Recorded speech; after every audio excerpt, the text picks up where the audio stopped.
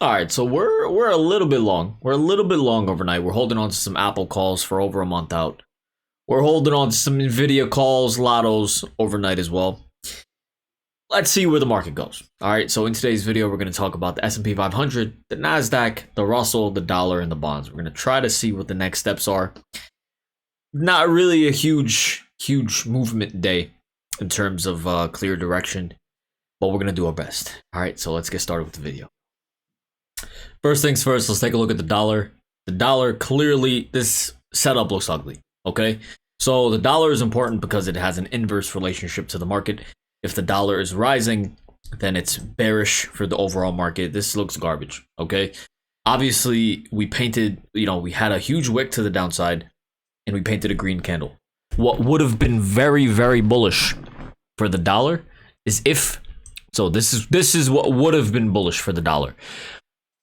Like blatantly bullish, I would not be holding on to any longs overnight if this happened. So if this lower wick, you see the low of the dollar, you see the low of the candle, if it had wicked below this low here and then ripped up, then that would have been way more bullish.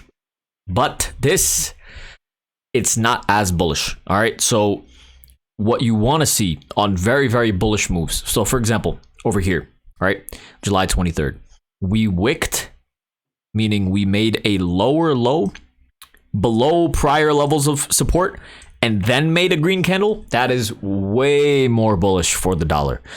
And if it's bullish on the dollar, then that's obviously bearish for the stock market. But currently, we didn't do that. And all we did was just bounce back up to levels of resistance.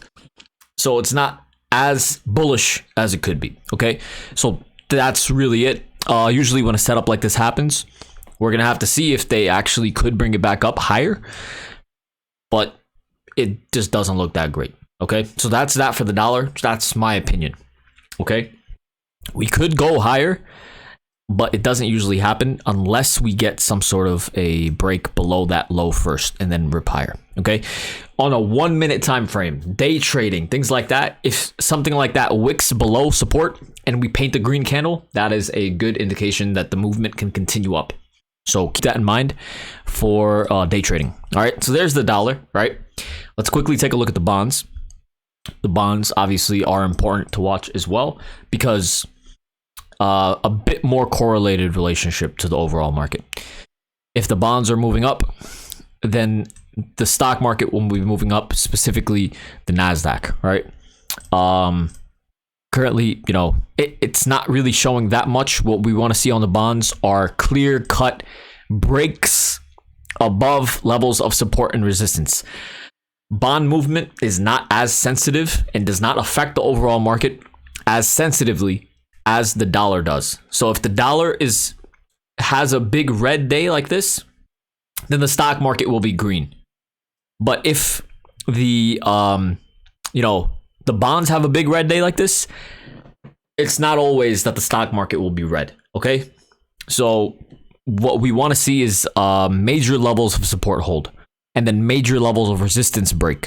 That's when we're going to see the movement of the bonds correlate and permeate into the market, okay? So right now, we're not really seeing that, okay? So we looked at the dollar and the bonds. The dollar has an inverse relationship to the market. The bonds have more correlated. The dollar's not giving us too much information. The bonds aren't giving us too much information either, okay? So there's that. We can see a move upward into the dollar, but a move downward in the bonds doesn't necessarily mean that the stock market is going to continue falling. All right, so very simply, we look at that. All right. Next, I want to take a look at Nvidia and Apple with you guys and try to explain to you guys why I am long Apple and Nvidia in the ways that I am, okay? So let's first take a look at Nvidia. So this morning, yesterday, I was talking about how I wanted Nvidia to open outside of the lower bands. We would go long and it would be spectacular. What ended up happening was as soon as the freaking market opened, as soon as it opened, let's go to the first minute, literally. As soon as it opened, we wicked lower and then it already ripped from, basically We broke below 420. Cool, whatever. This happened all within a minute. It dropped down to 418, and then it closed at 422. And then the next minute, it went from 422 all the way to 426. So within basically 2 minutes, it went from 418 to 426. And then at that point, it was basically too long. It was too late to go long, in my opinion. It was too risky to go long. And it was disgusting. I was very upset that that happened so quickly. And it is what it is, right? But what we're currently doing is I got into some lotto calls, basically calls that expire in a few days. The reason for that is because we opened and closed outside of the lower bands, and we're back to that level where we opened at. So basically we went long, and if we end up going and falling lower tomorrow, before I explain this, the reason why Nvidia specifically fell is because SMCI, which is also basically super microcomputers, right? SMCI fell almost 25% because of bad earnings. And then today, they opened outside the bands and they bounced, right? So SMCI is bouncing a bit, and Nvidia only fell because SMCI fell. So now my thought process was Nvidia has been killing it thus far, and this is the first time it's this overextended to the downside. I'm expecting a bit of a bounce on Nvidia to at least 427, 428. So our calls should be profitable around at least 20%, 30%. I'm assuming, right? Tomorrow, right? And then the risk reward should be good to go. I'm expecting us to reclaim back inside the Bollinger Bands heading into tomorrow. I would be surprised if we don't retest at least 428 on Nvidia, honestly, because Nvidia only fell because of bad earnings of a stock in the same field. So, yeah. So once again, we're trading outside of the lower bands on Nvidia. When this happens, it shows extreme overextensions to the downside, according to the algorithms, algorithmically, according to the Bollinger Bands, shows extreme overextensions to the downside. And very simply, all you need to do is just look at what happens when Nvidia trades like this outside. You could see that we closed and opened outside. What happens in the past when this happens? So all you need to do is go back to the last few instances where it opened and closed outside. What happened? So the last time this happened was in December 22 of last year. We bounced the next day. Granted, this was before the entire move up. This was before Nvidia was $400, but we bounced the next day. October, we opened and closed. We ended up bouncing very dramatically that same day, and then the next day afterward, we opened green. We opened up higher. We gapped up. Okay. Now, we opened and closed here. After a few days, we ended up bouncing a bit higher. So this is one of those instances where it didn't work. But Nvidia was already just capitulating. The overall tech stocks were capitulating and showing a lot of weakness. So on this aspect, it didn't work, right? Other times, it's not as overextended down here. But over here, back in February, the entire market, we opened lower, we gapped down lower, we bounced. So another aspect, January of 2022, we opened outside, we bounced, and then the next few days we ended up going even higher.